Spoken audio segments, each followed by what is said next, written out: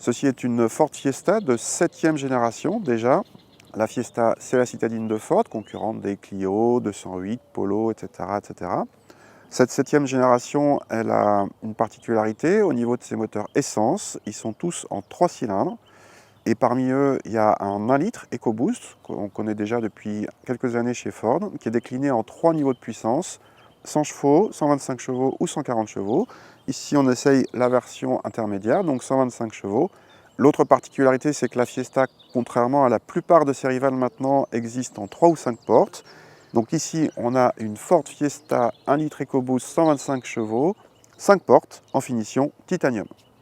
L'intérieur a beaucoup évolué depuis la génération précédente avec un grand écran central tactile bien placé, une planche de bord en progrès pour la qualité de présentation et un équipement assez complet même s'il a fallu quelques options pour y accéder. Le toit panoramique par exemple est ouvrant et coûte 850 €. À l'arrière, l'habitabilité est comparable au Clio ou 208, c'est-à-dire assez loin des nouvelles références en la matière, à savoir les dernières Ibiza ou Polo.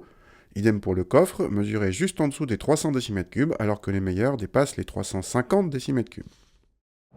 Ce 1 litre EcoBoost en version 125 chevaux suffit largement à cette Fiesta. Le couple n'est pas faramineux, mais il est disponible très tôt, ce qui fait qu'en ville comme sur route, il n'y a pas de problème pour relancer. La voiture est légère, les 125 chevaux sont vraiment à l'aise dans la voiture.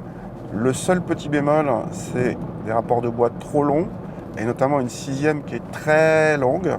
Il faut plus de 20 secondes pour passer de 80 à 120 en 6e, ça c'est vraiment trop long.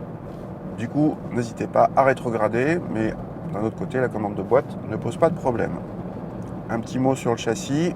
On l'a déjà vu dans notre dernier essai de cette Fiesta 7e génération. Cette Fiesta propose un bon compromis, dynamisme, confort. Dans cette version 16 pouces, sans châssis sport, c'est très bien. Bref, à part la boîte trop longue, tout va bien dans cette version 125 chevaux. En consommation, cette Fiesta est dans la moyenne de la catégorie selon nos mesures, un bon demi-litre derrière la plus sobre à ce niveau de puissance, à savoir la Mazda 2 1,5 litre de 115 chevaux et son moteur 4 cylindres atmosphérique. En tarif, la Fiesta est raisonnable de prime abord avec notre modèle d'essai qui reste sous la barre des 20 000 € hors option, mais les options justement sont assez nombreuses, notamment en matière d'aide à la conduite, et peuvent faire grimper la note à plus de 24 000 € pour un équipement complet.